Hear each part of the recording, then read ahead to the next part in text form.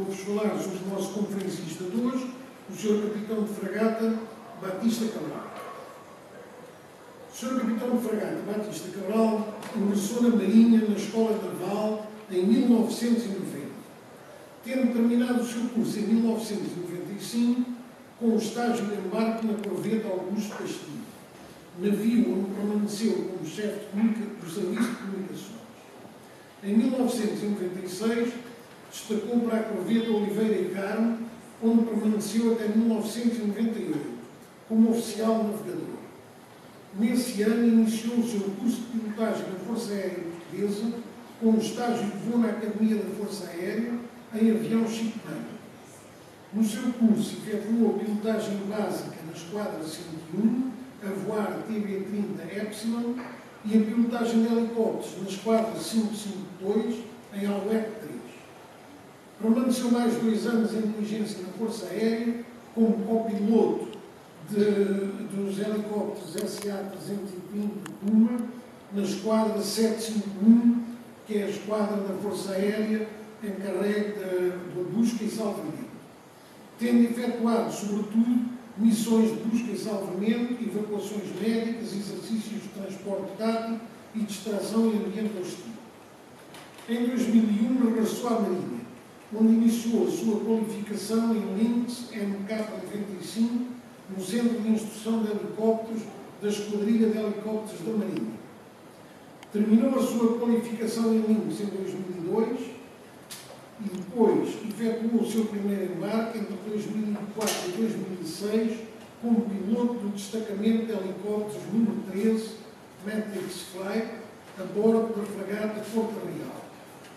Este navio destacou-se pelo excelente resultado obtido no Operational Sea Training em 2004 e pela sua participação na Força Naval Permanente da NATO no norte da Europa, principalmente em exercícios de luta anti-submarina, e no Mediterrâneo, na Operação Active Endeavour do combate ao terrorismo marítimos.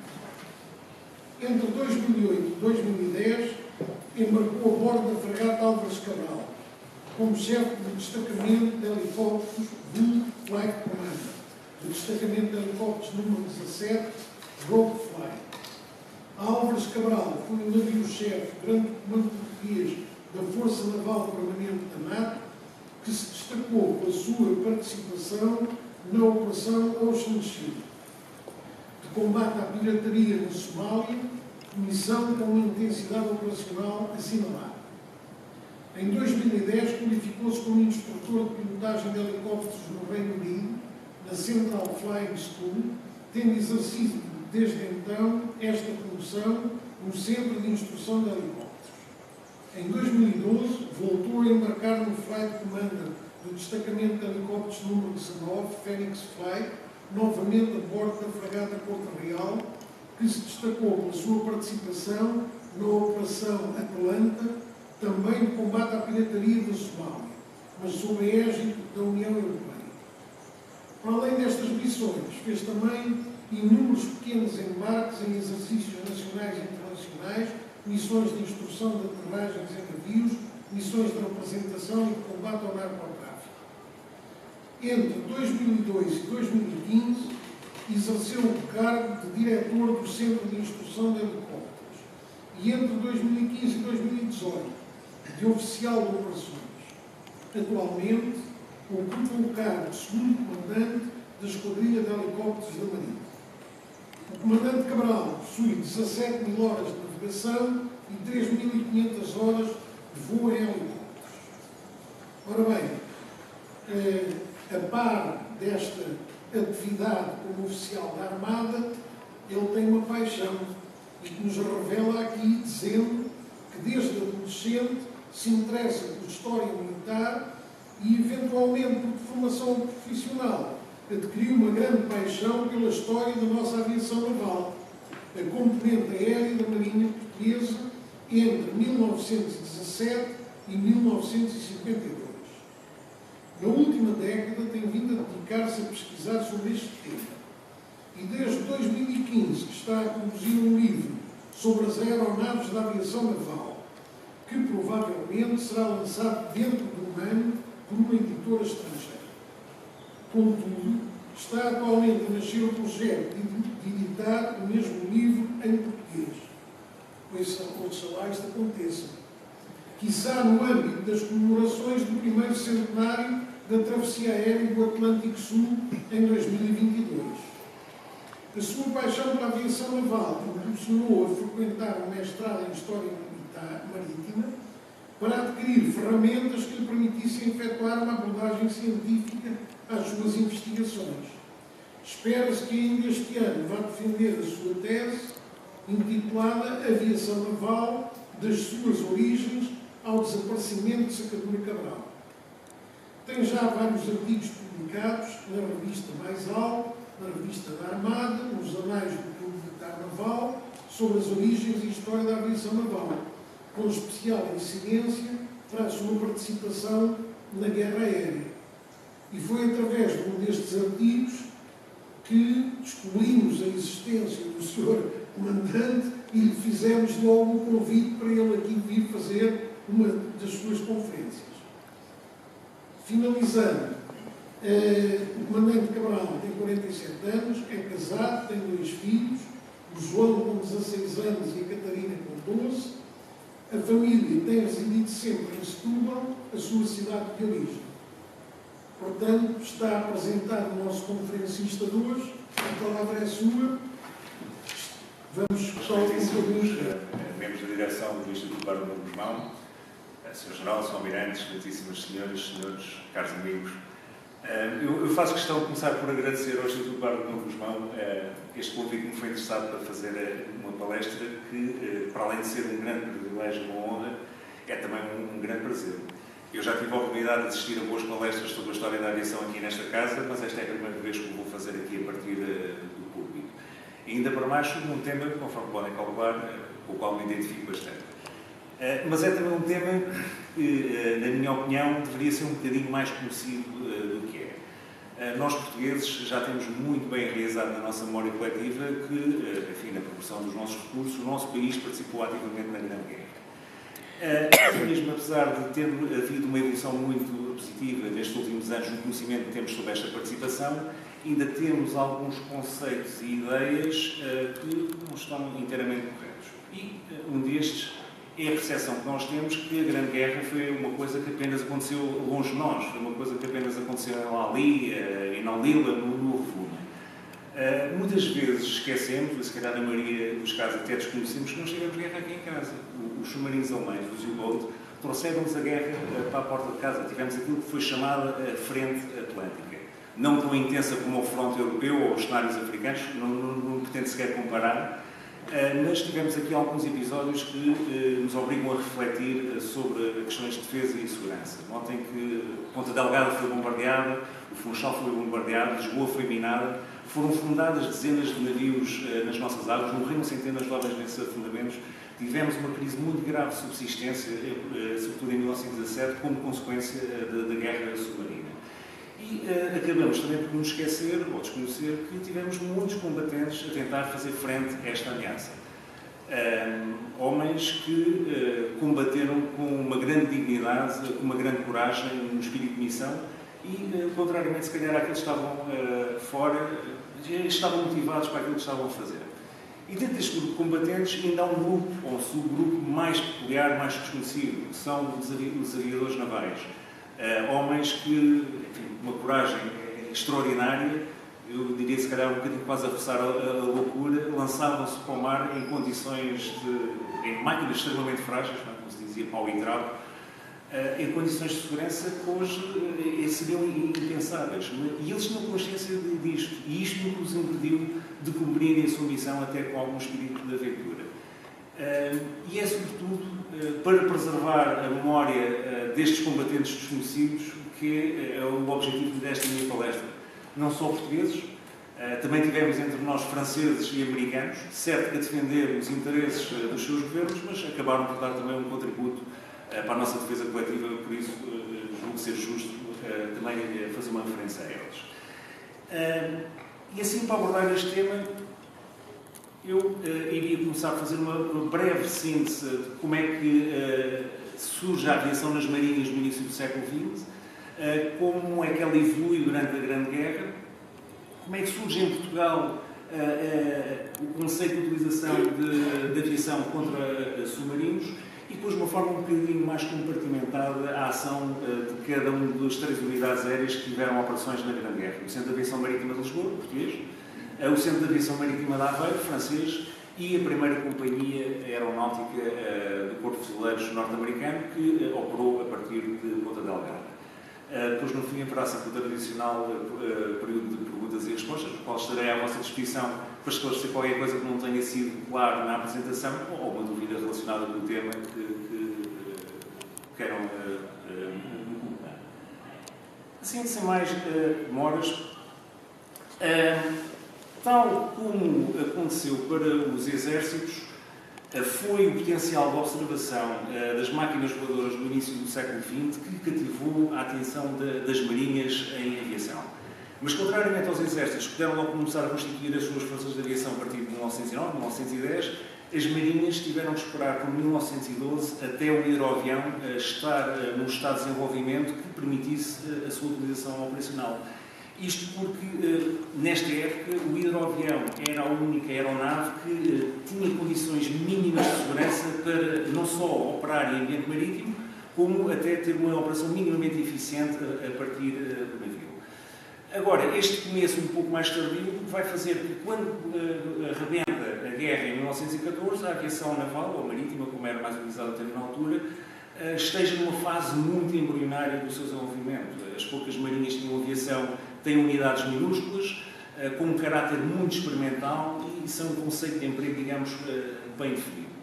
No entanto, este conceito vai se definir rapidamente quando a aviação se constitui como uma das poucas respostas eficazes que se consegue dar a uma ameaça que vai surgir de uma forma completamente inesperada, que vai ser a ameaça submarina.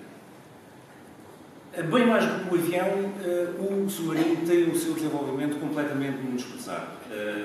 Quando começa a guerra, eles são encarados como navios costeiros, de caráter defensivo, portanto têm pouca autonomia, pouco alcance, e de capacidade muito duvidosa. As máquinas são pouco fiáveis, o primeiro submarino a diesel só vai aparecer a partir de 1912, e utilizam torpedos que eram armas muito recentes, sem provas dadas na altura.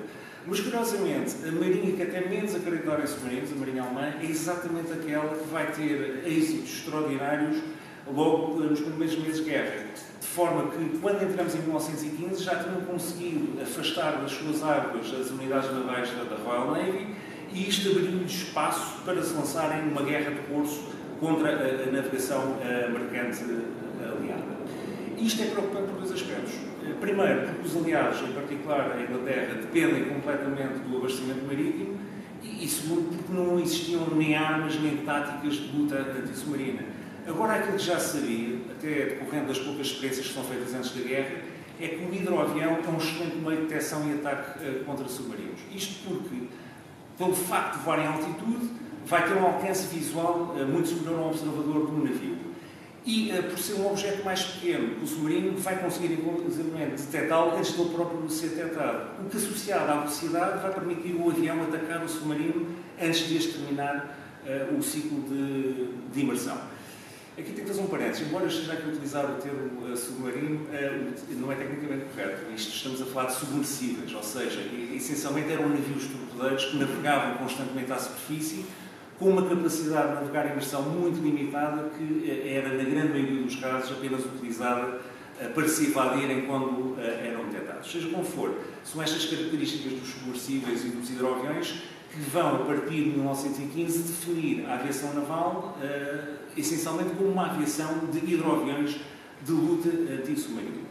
No entanto, não vai ser aqui que vai ser o seu grande crescimento. Para já, porque a Alemanha não tem submarinos suficientes, digamos, para causar danos críticos no abastecimento aliado.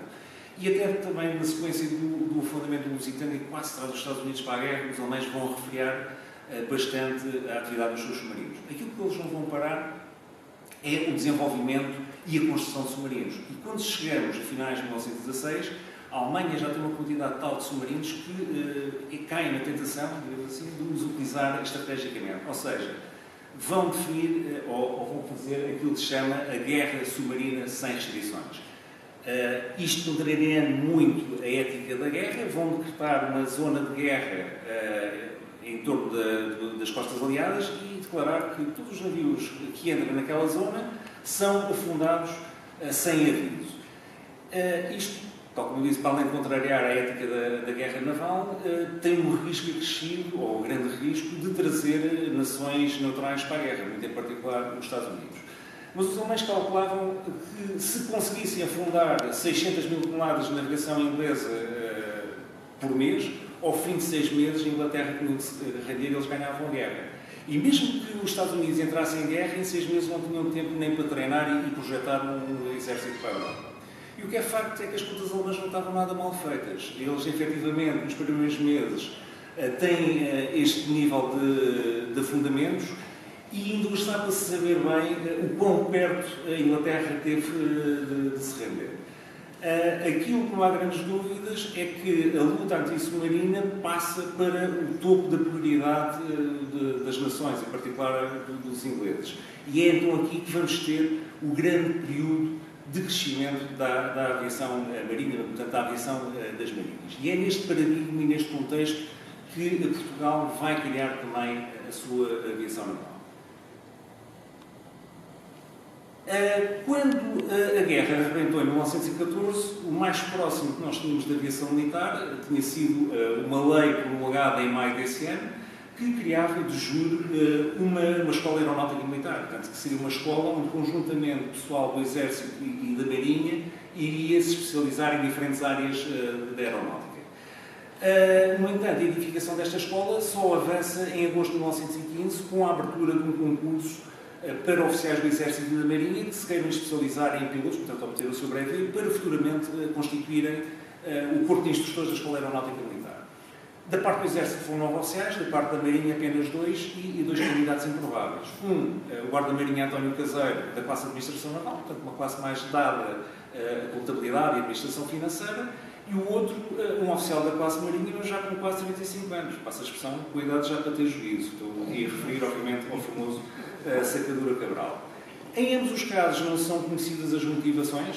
Sabe-se, no entanto, que no caso de Sacadura Cabral, que assim que começa o seu curso em França, em novembro de 1915, torna-se um acérrimo defensor e dinamizador da criação de uma componente de aviação dentro da Marinha Portuguesa. E a partir daqui começa a tomar uma série de iniciativas para cativar a atenção do Ministro neste seu projeto. Inicialmente consegue que sejam adquiridos 2 pequenos hidroaviões para instrução, é contratado um mecânico francês para chefe da manutenção da futura aviação da Marinha, começa-se já a escolher em Lisboa um local para implementar o centro com uma escola. Portanto, há aqui uma clara intenção de Sacadura Cabral de se querer separar daquele projeto conjunto da Escola Aeronáutica Militar. Mas, conforme ele até refere nos seus relatórios, está na medida que o ano de 1916 vai passando, aquela energia e entusiasmo inicial vai ficando cada vez mais amortecida e no fim do ano, digamos que as coisas já não têm lá o ritmo que ele entende ser o desejado.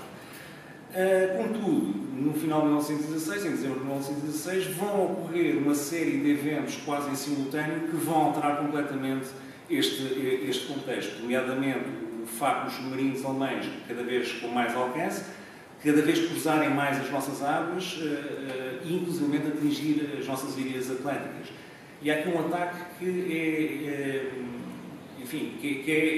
é marcante, que é o ataque ao Funchal no dia 3 de dezembro de 1916.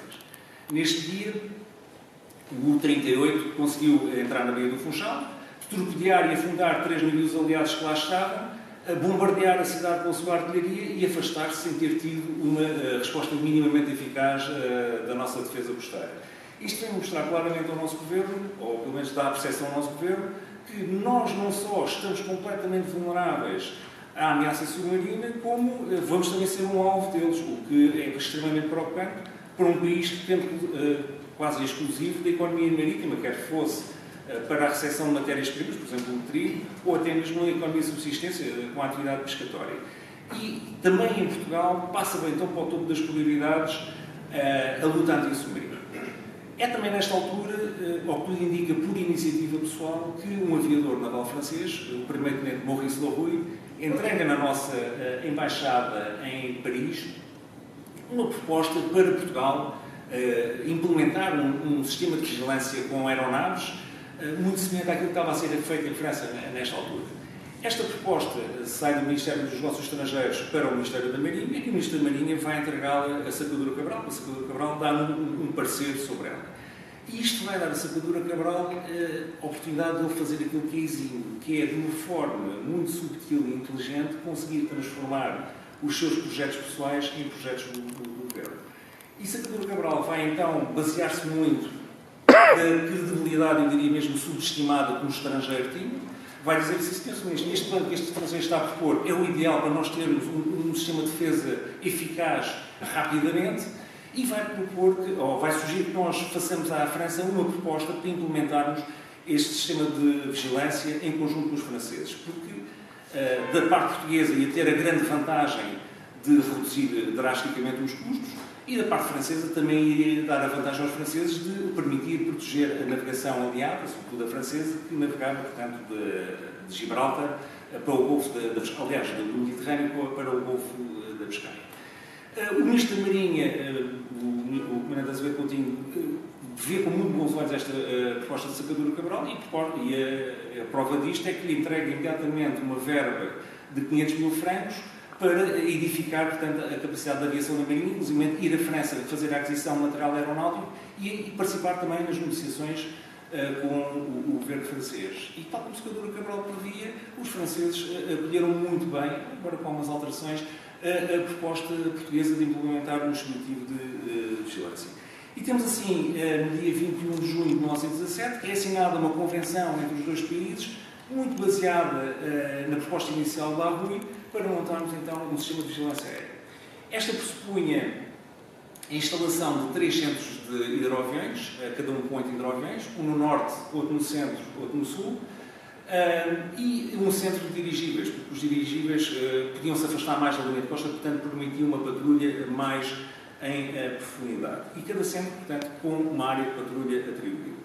Adiante desde já que destes dispositivos todo apenas vai ver a luz do dia o Centro de Aviação Marítima de Aveiro e o Centro de Aviação Marítima de Lisboa.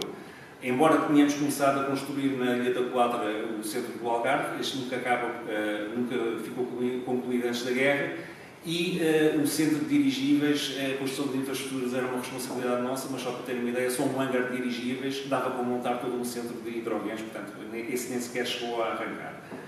Seja como for, vai ser esta convenção que vai permitir a Sacadura Cabral criar a sua unidade aérea, portanto, a aviação da Marinha e a sua primeira unidade, que vai ser o Centro de Aviação Marítima de Lisboa. Bem, embora a construção do centro tenha começado em fevereiro de 1917, quando o Ministro da Marinha aprova o plano de Sacadura Cabral, digamos, simbolicamente, a sua inauguração é no dia 14 de dezembro de 1917. Simbolicamente porque é neste dia que entra no centro, vindo da voar de Vila Nova da Rio, onde era a Escola Aeronáutica e Militar, os 2 hidroaviões que a Marinha tinha já nesta altura. E foi um começo em circunstâncias altamente desfavoráveis. Enfim, já diz o ditado, não é? Quem torno nasce, e este é mesmo o caso.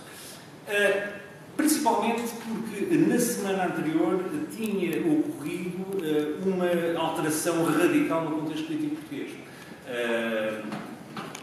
Decorrente, portanto, do golpe militar liderado por Sidónio Pais, é afastado do governo os grupos republicanos mais radicais afetos a Afonso Costa e passa a estar em vigor um governo muito mais conservador, afeto, portanto, liderado por Sidónio Pais.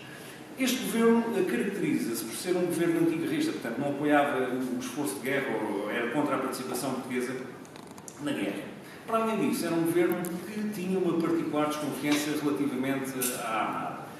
De resto, era justificável, porque, invariavelmente, as forças de marinheiros alinhavam sempre ao lado dos grupos republicanos mais radicais. Aliás, a oposição armada que Sidónio Pais tem no seu golpe militar é exatamente forças de marinheiros. Para além disto, tinha sido nomeado como diretor da aviação marítima o comandante Afonso Cerqueira, que, embora fosse um oficial de renome pela forma como tinha comandado o batalhão de marinha em Angola, em 1915, tinha sido também um oficial que, na semana anterior, tinha estado a comandar forças de marinheiros contra as tropas de Sidónio Pais. Portanto, se havia uma desconfiança relativamente à Marinha, relativamente a Afonso Cerqueira, esta seria certamente mais refinada. Os problemas, pessoal, continuam com uma escassez muito grande de pilotos. Temos apenas 4 pilotos. O Azevedo Vasconcelos, Pedro Cruzado, o Santos Moreira e o Adolfo Trindade. O António Caseiro tinha morrido no dia anterior, na sequência dos ferimentos que sofreu durante a revolta sionista. Portanto, enquanto voava o parque de Eduardo VII, é atingido e é alvejado e atingido com tiro de espingarda. E Sacadura Cabral, desde novembro deste ano, portanto 17, tinha destacado para a França para ingressar ou para integrar a nossa delegação com uma dívida aeronáutica. E Sacadura Cabral vai estar todo o tempo, até o final da guerra, vai estar em França. Em termos de pessoal especializado em mecânicos, o número, comparando com o centro francês, eu diria que está dentro do que é normal, mas havia uma falta muito grande de pessoal não especializado. Portanto, aquilo que na Força Aérea designa o grupo de apoio, não é? Portanto, o pessoal que fazia a logística do centro. Ou seja, nós arrancamos com 34 homens num centro cuja lotação é de 120, portanto, apenas com 25% do pessoal necessário. Para além disto, outro problema é o próprio centro em si. Enfim, à falta de melhor local, instalou-se, a título provisório, o centro de aviação na Doca do Bom Sucesso, que era um sítio, per si, já acanhado. Ainda por cima tinha de ser partilhado com embarcações de pesca, que invariavelmente conflituavam os seus movimentos com os nossos hidroaviões. Depois era também, por escassez de verbas, não havia infraestruturas suficientes, não havia alojamentos suficientes, não havia oficinas suficientes, teve de se improvisar isto com os caixotes de transporte dos hidroaviões, que parecia quase um bairro degradado, mas talvez o mais grave tinha sido o hangar. Nós tínhamos um hangar que dava apenas para 4 hidroaviões, ou seja, o centro tinha que operar com 8, mas só tínhamos espaço para 4. Embora se tenha encomendado um hangar de campanha, este só veio depois da guerra. Portanto, passamos toda a guerra apenas com um pequeno hangar. As aeronaves também, o cenário não era brilhante. Tínhamos apenas montados 2 FBA de 100 cavalos, um hidroavião que nesta altura já estava tecnicamente obsoleto, os franceses apenas utilizavam para instrução básica. Embora já tivéssemos 6 hidroaviões modernos, Tonnerre, Renault e Tellier, estes permaneciam ainda encaixotados na doca de Alcântara, à espera que se conseguisse alugar uma junta de bois para os colocar para a doca do Bom Sucesso, o que só aconteceu depois de janeiro de 1918. Ou seja, quando começaram a montagem dos hidroaviões, já eles estavam completamente degradados por terem estado pelo menos 3 meses a apanhar chuva. As partes metálicas enferrujadas, constataram também que não tinham todos os instrumentos de voo, basicamente teve de ser encomendado novamente o material todo em França. E, se não calha ser Sacadura Cabral estar em França, pura e simplesmente a aviação naval não tinha voado todo. Portanto, é Sacadura Cabral que em França se vai desdobrar em démarches, como se chama, em esforços, para conseguir enviar para Portugal todo o material necessário. Seja como for, só vamos ter estes hidroaviões prontos, devido a estes problemas todos, a partir de finais de maio deste ano. E, como isto não é propriamente pessoal ficar de braços cruzados à espera, lançam-se então para a guerra com aquilo que tinham, que são estes 2 FBAs já obsoletos e bastante degradados. A atividade aérea, obviamente, vai ser muito escassa, consegue-se fazer 1 a 2 patrulhas por semana, voos muito curtos, sempre junto à linha de costa, para em caso de falha de motor, que era frequente, amarrava-se logo junto a uma embarcação de pesca, pagava-se ao mestre e lá o trazia ao processo. Isto aconteceu. Enfim, nestas circunstâncias não se consegue fazer mais do que uma pequena pesquisa de minas na entrada do Porto de Lisboa. Eles também não iam para lá de Cascais. Contudo, temos até alguns registros que, quando existia um alerta de submarino, portanto um avistamento de submarino ou suspeita de submarino, eles enfiavam-se mar adentro com estas máquinas. Enfim, é preciso uma coragem incrível, até porque se encontrasse um submarino também não conseguiam fazer nada. Levavam-nos armados. Sobre isto, o coronel Edgar Cardoso, no seu livro A História da Força Aérea, refere que se voava com uns sacos de cimento, depois atirava-se para dentro de água e depois a nuvem de pó, o submarino pensava que aquilo era uma bomba muito poderosa. Eu nunca vi isto num relatório, mas não, conhecendo aqui, digamos, o nosso pragmatismo português, não me admirava nada que isto tivesse sido mesmo assim e alguém lhe tenha apontado isto que ele era contemporâneo destes pilotos. Nós só vamos receber as nossas primeiras bombas em abril de 1918. Portanto, é a partir daqui que a aviação naval tem capacidade de atacar submarinos. Quer dizer, isto é a perspectiva da aviação naval, porque a perspectiva do Governo Nacional em Paz era diferente.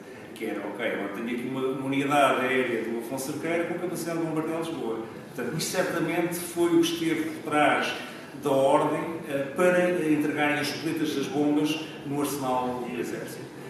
O comandante Afonso Cerqueira, embora realmente fosse um republicano convicto, era um homem que optava por lutar apenas ao lado do governo local. Portanto, ele nunca participou em nenhum golpe de Estado. E isto uma grande afronta, uma falta de confiança injusta na sua pessoa, e recusou-se a cumprir a ordem.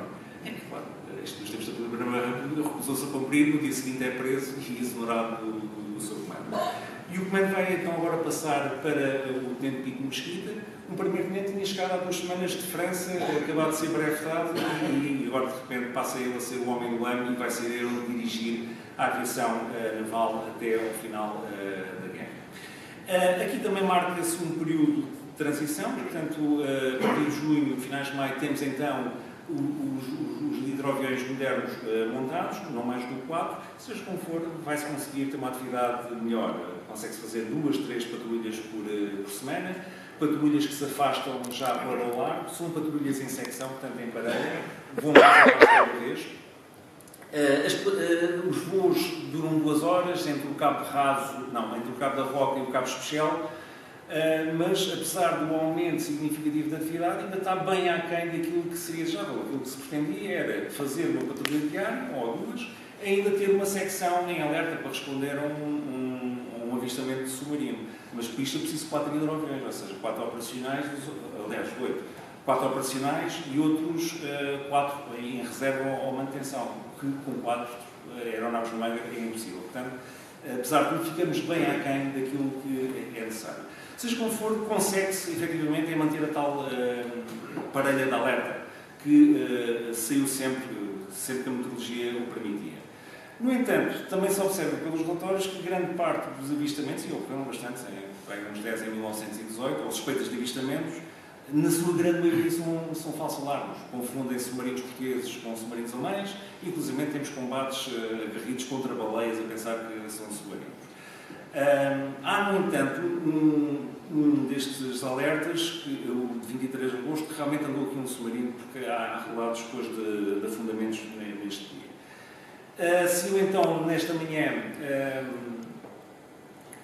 o TLE número 5 do Azeredo Vasconcelos, o DD número 2 do Santos Moreira, para dar caça a este submarino, só que o DD2, a seguir a Cascais, tem uma falha no motor, que era bastante típica nestes aviões, e tem que fazer uma amaragem de emergência. O Azeredo Vasconcelos volta então a Cascais para ir buscar ajuda, amara junto a um nível de patrulha para falar com o comandante e, portanto, guiar o comandante em voo até ou estar em contato com o seu asa, e a partir do momento que tem o asa em segurança vai tomar uma decisão extremamente arriscada, que é continuar a patrulha sozinho, portanto sem apoio mútuo. Assim o faz, afasta-se na direção das berlengas, e quando passa o tempo da autonomia da aeronave, percebe-se que algo se passa com o avião. Lança-se então o alarme para se iniciarem as buscas pelo TLE 5, que eventualmente estaria a pairar com uma avaria. As buscas mal começaram, acabaram logo, porque estavam os navios a sair de Cascais, está a entrar uma embarcação de pesca com o cadáver do Azeredo Vasconcelos. Aquilo que tinha acontecido é que o mestre tinha-se apercebido nos troços à deriva, e quando se aproximou para pesquisar o que era o TLE número 5 já partido ao meio e o corpo do piloto a flutuar ali próximo. O jovem observador, o gourmet Passos Ferreira, é que nunca foi encontrado, e este acaba por ser a primeira entre muitas vítimas da aviação naval que ficaram perdidas no mar para sempre. E este, tristemente, acaba por ser o episódio mais marcante da participação da nossa aviação naval na Grande Guerra. No entanto, não é um episódio característico português. Este tipo de acidentes aconteceu muitas vezes na Grande Guerra. Este é um episódio típico das contingências da operação aeronaval na Grande Guerra. Aquilo que realmente nos caracterizou foi o facto de nós termos tido mais dificuldades impostas pelo contexto político interno do que propriamente as dificuldades naturais do teatro de operações. E estas dificuldades internas não só afetaram a aviação marítima portuguesa, como tiveram também um impacto no outro centro que operou no nosso país, o Centro de Aviação Marítima de Aveiro, francês. Como vimos, este centro tem a sua origem naquela convenção que é assinada com França em julho de 1917. No entanto, nesta altura ainda não estava definido onde é que ia ser o centro. Portanto, seria um centro no norte de Portugal, documento francês, com pessoal especializado francês, portanto os pilotos e os técnicos de manutenção eram franceses, mas o pessoal auxiliar seria um contingente de 60 marinheiros portugueses. E também se começou já a deslumbrar nesta altura quem é que vai ser comandante deste centro, porque Sacadura Cabral recomenda à Marinha Francesa que no meio, Maurice Loroy, portanto aquele aviador que tinha feito a proposta para Portugal implementar um dispositivo de vigilância aérea para comandante, e é isto que vai acontecer. Portanto, eu não sei se ele gostou ou não da nomeação, mas uma coisa é certa, se o há casa, mas temos de ter cuidado com o que escrevemos. Lavoy vem então para Portugal, ou vem a primeira vez a Portugal em outubro de 17, nesta fase apenas para escolher onde é que ia ser o seu centro, e dos locais que lhe apresentam, Leixões ou Aveiro, ele vai escolher Aveiro. Nitidamente está relacionado com as boas características que a Ria de Aveiro tinha com a operação de hidroaviões. Aliás, só isto explica ele ter escolhido a Península de São Jacinto para instalar o seu centro. Nesta altura era um local completamente ermo, tinha apenas uma aldeia pescatória sem acesso, portanto todo o acesso era através da ria. Escolhido então o local, sendo responsabilidade portuguesa, vão então a preparação e a aquisição dos terrenos vai arrancar a partir de janeiro de 1918. E as obras só vão avançando com um grande empenho pessoal da Afonso Cerqueira, que se desdobra em esforços para contornar todas as dificuldades burocráticas, enfim, que existiam na altura, não são muito diferentes das de hoje. Seja como for, o centro está pronto em finais de março, e no dia 1 de abril chega o contingente português. Não é que nos tivéssemos esquecido ou negligenciado, mas pura e simplesmente a Marinha não tinha pessoal naquela altura. Estávamos a mobilizar um batalhão expedicionário de Moçambique, portanto, uma das medidas do Governo de Céu para manter a Marinha afastada de Lisboa. Portanto, era um batalhão com 900 homens, quer dizer, uma corporação que na altura tinha 5.000, obviamente não havia recursos humanos. Só se vai conseguir arranjar, a muito custo, um grupo de 20 marinheiros em finais em princípios de maio, e quando lá chega o centro já está praticamente montado. Os franceses até preferiram, não, nós acabamos de montar o centro, agora estar a explicar aos portugueses como é que isto se faz, e nós despachamos já eles. E temos então o primeiro voo de experiência deste centro no dia 11 de maio de 1918, ou seja, acaba por ser um centro que na prática apenas operou durante 6 meses no nosso país. E foi um centro também, enfim, embora diferente de Lisboa, também teve as suas dificuldades. Em termos pessoal, pilotos e observadores, temos um total de 13 homens, portanto eles conseguem constituir 6 tripulações, bem diferente de Lisboa. E pessoal especializado, também não há notícias que haja dificuldades ou escassez de pessoal, pelo menos não se percebe isso nos relatórios de Lavoy. Aliás, até nos mapas de pessoal está sempre 3 ou 4 franceses de licença em França, portanto não devia ter grande falta de pessoal. Agora, relativamente ao contingente português, é que as coisas já não são bem assim. Nós, embora nos tenhamos comprometido a fornecer 90, 60 homens, nunca conseguimos passar os 30. E isto, obviamente, vai ter um impacto negativo na operação do centro. Para além disto, também esta mistura de nacionalidades vai trazer alguns problemas e algumas barreiras. Sobretudo devido às barreiras culturais, principalmente a linguística. Havia dificuldade de comunicação entre o pessoal da mesma guarnição e até mesmo o regime alimentar. Eles começaram a comer todos o mesmo refeitório, mas aquela coisa à francesa de comer em qualidade e não em quantidade não agradava muito aos nossos marinheiros, portanto teve que haver uma separação de ranchos, o refeitório francês gourmet e o refeitório português feijão e massa para o pessoal ficar saciado.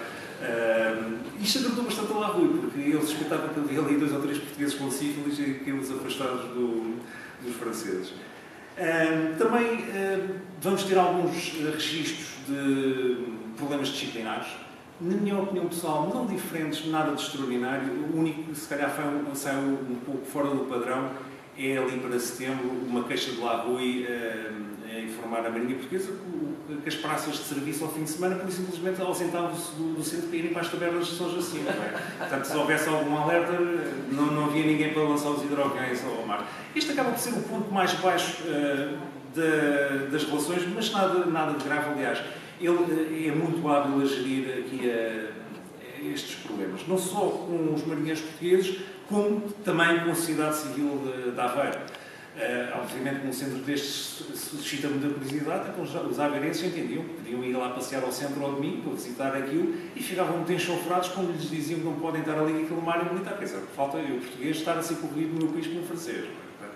Mas também há episódios caricatos, enfim, da nossa natural hospitalidade, excesso de zelo talvez na hospitalidade, no dia 14 de junho, no dia da Quadra da Bastilha, dia Nacional de França, quase de forma espontânea, centenas de aveirenses enfiam-se nas suas embarcações e desembarcam e invadem o centro a cantar a marselhesa, a cantar a portuguesa, para fazer uma homenagem aos seus aliados. Pronto, lá eu imagino, façam lá uma demonstração para eles, não tinha mais nada para oferecer.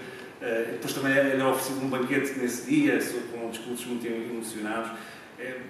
Eu, na minha opinião, eu acho que esta relação deste centro em Portugal dava-me um excelente argumento para uma comédia francesa. Tem episódios deliciosos, queremos.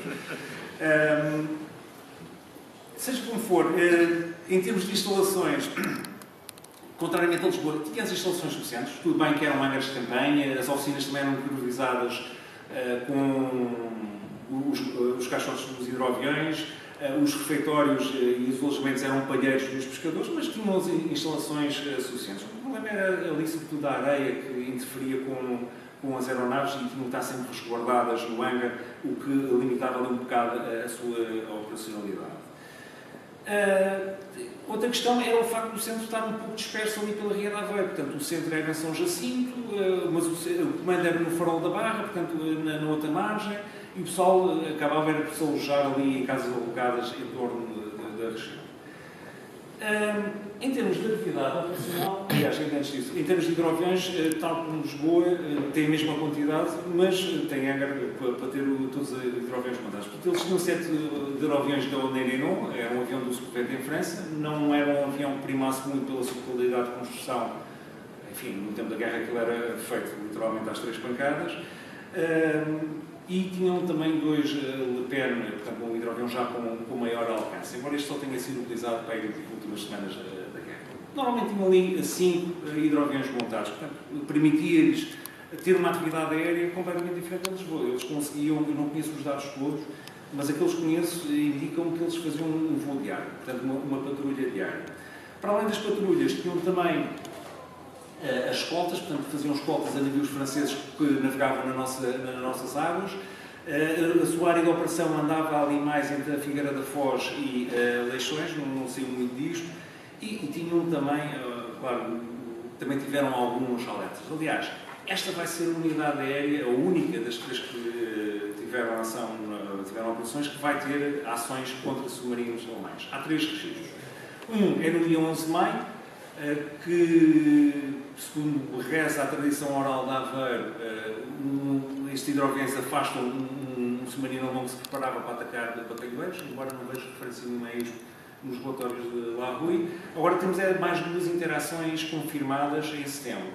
Uma durante uma patrulha em que o chefe da parelha percebe-se de um submarino a navegar à superfície, manobra para atacar, mas quando lança as bombas já ele tinha entrado em imersão, portanto não há... Segundo ele, não atingiu o submarino e regressaram à Aveiro. Aquele ataque que ficou para a memória acaba por ser o de 3 de setembro, portanto, o bombardeamento do Desertas. O Desertas era um dos navios que tinham sido apresados aos alemães em fevereiro de 1916, com bandeira portuguesa, aliás, passou a ter bandeira portuguesa, e em novembro de 1916, na sequência de um temporal e uma falha de máquinas, o navio vai encalhar na Costa Nova, portanto, ali a sul do Farol da Barra. Dado o valor que o navio tem e o interesse que ele tem, decide-se recuperar o navio, mas a única opção que havia era construir um canal, abrir um canal, onde está ali indicado, portanto, da praia para a Ria de Aveiro, para depois colocar o navio para reparações. Portanto, acaba por ser uma das obras de engenharia do Portugal do século XX, a abertura deste canal, com muita gente a trabalhar, dragas e tudo mais. No dia 3 de setembro, os trabalhadores são surpreendidos com 2 arrebentamentos afastados de si, e percebem rapidamente que estão a ser atacados por um submarino. Aliás, foram só 2 tiros de aviso para dispersar o pessoal, perceberam logo que tinham que fugir, porque assim iam começar o bombardeamento ao navio, ao Desertas. São disparados ainda 30 disparos contra o Desertas, nenhum deles acaba por atingir, Disparos esses que são ouvidos no centro de Aveiro, e lá Rui lança então a sua parelha de alerta, que vai demorar um pouco mais do que se desejava, porque lá está, os hidroaviões tinham que estar resguardados no hangar, portanto vão levar meia hora a descolar. Seja como for, ainda conseguem se aproximar do submarino, que assim que se apercebe da presença dos hidroaviões, inicia portanto a sua imersão. São lançadas 4 bombas e provavelmente uma delas terá atingido o submarino. Depois vem à superfície uma mancha de óleo, portanto, das duas uma, ou afundou ou não afundou, isso não há registro de afundamento.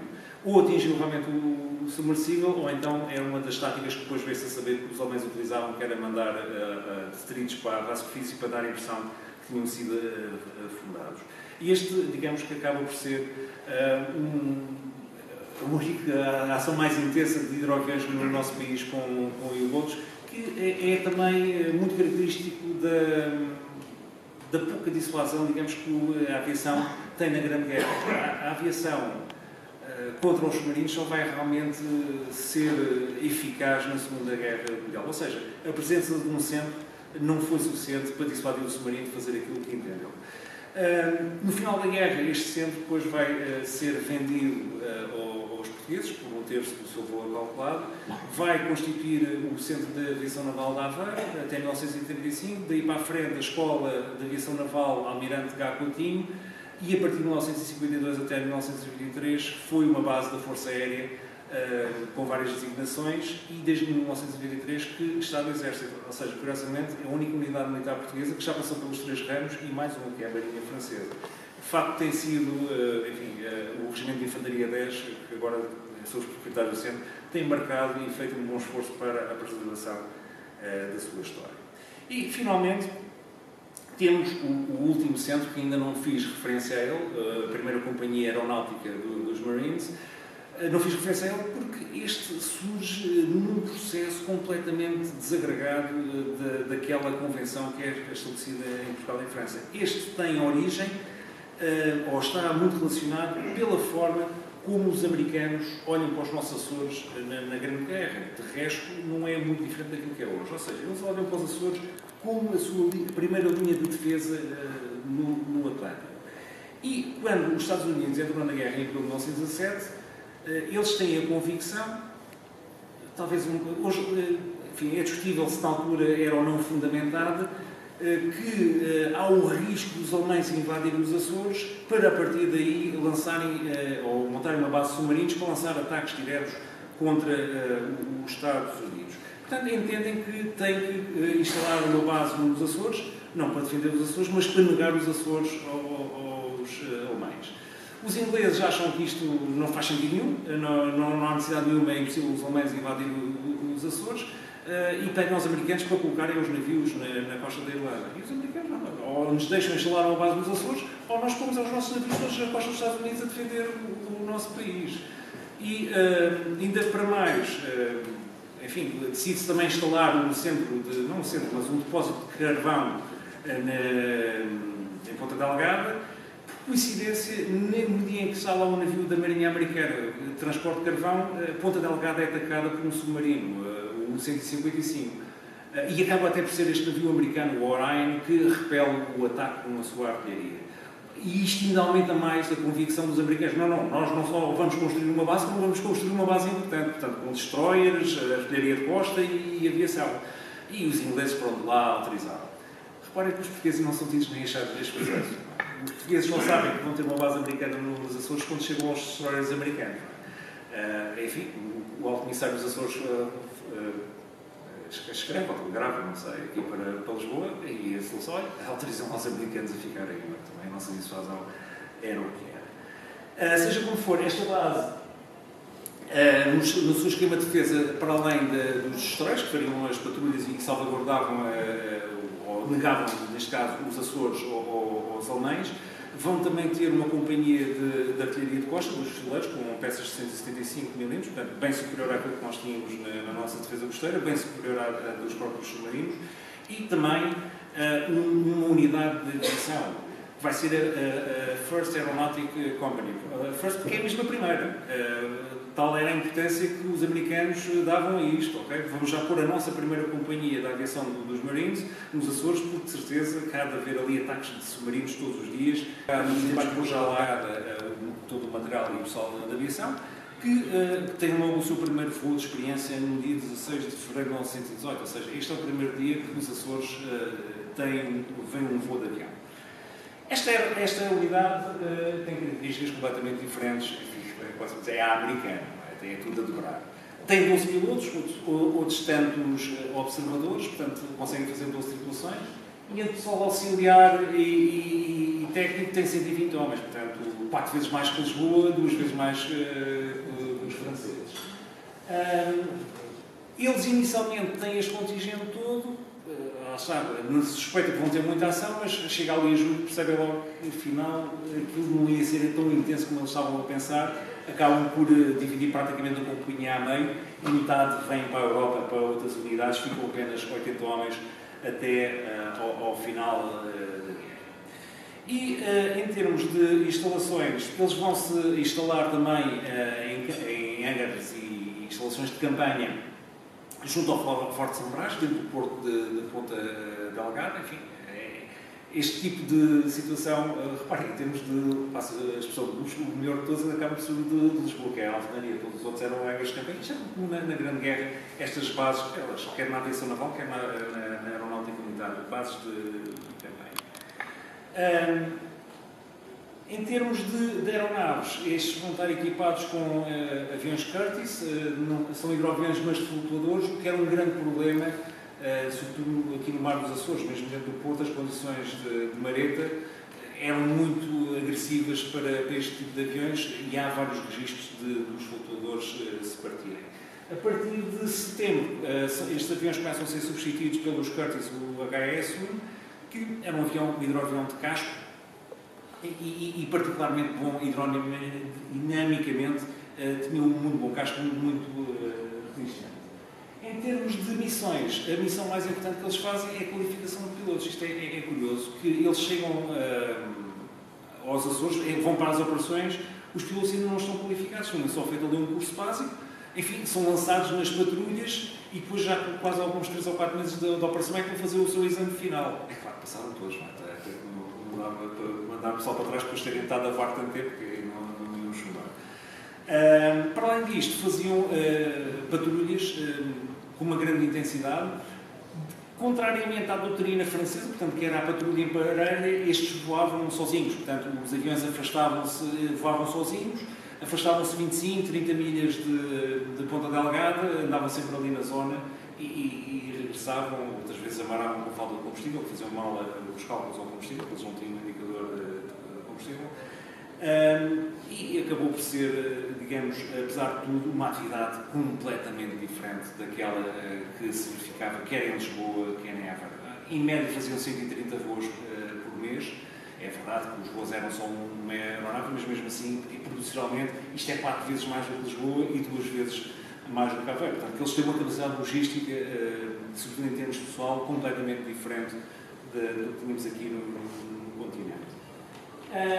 Obviamente, numa altura tão insípida da aviação, os acidentes eram muito frequentes. Há pelo menos o registro de 5 acidentes, como eu já referi, relacionados com a fragilidade destes hidroaviões, outras vezes falhas mecânicas, falhas de combustível, enfim, uma série de incidentes que nem sequer estão registados. Contudo, o grande inimigo desta companhia não vão ser os submarinos alemães. Vai ser a gripe espanhola, não é? A pandemia de gripe espanhola que graçou, enfim, em todo o mundo, em particular na Europa, a partir de 1918. Como viram ali, as instalações são muito perto de Ponta Delgada e houve muita mortandade, morreram cerca de 3 mil naquelenses, se não falhar a memória, devido à gripe espanhola, e isto vai ter também um impacto muito grande na companhia. Em outubro, metade dos homens estão na enfermaria e, inclusivamente, um deles vai acabar por morrer. Curiosamente, embora também tenha havido gripe em Aveiro, o centro francês, como está mais afastado, não vai ser afetado por ela. E dentro de todos estes americanos há um que se destaca dos outros, que é o tenente Walter Poe.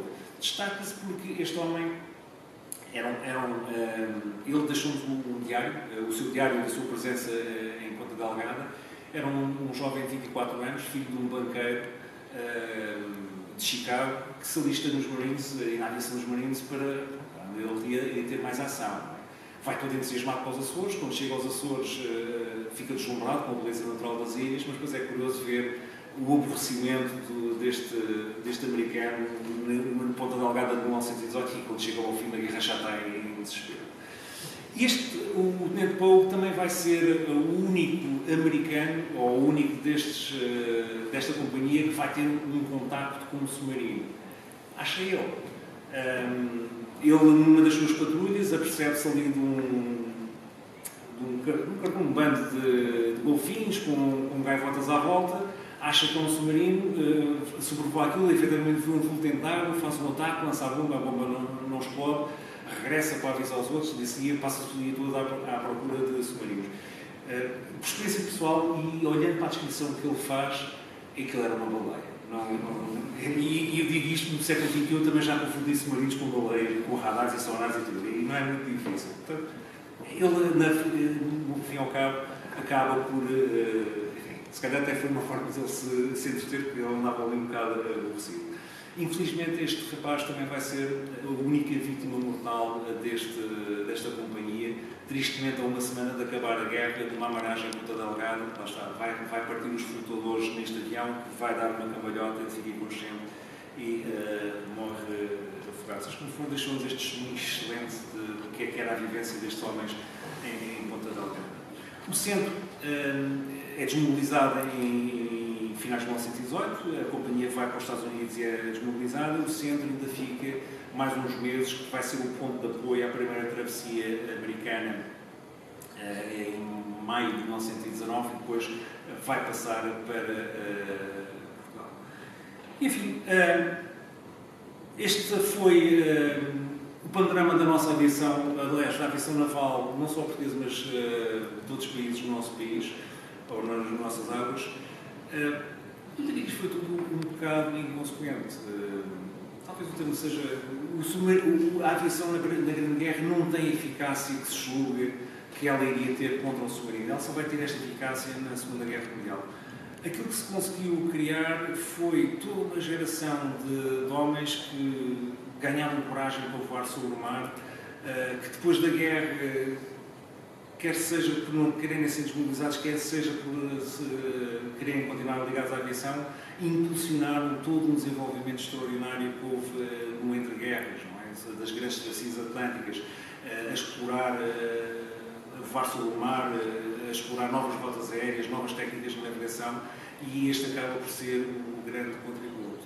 E se nós compararmos a nossa costa, aliás, as operações no nosso país com outros, as coisas não são muito diferentes. Os outros também tinham estas dificuldades, se calhar não tinham tantos problemas políticos, mas também tiveram as suas dificuldades e também tiveram o mesmo valor e a mesma coragem. E estava aqui por terminada a minha apresentação, agradecendo a vossa atenção.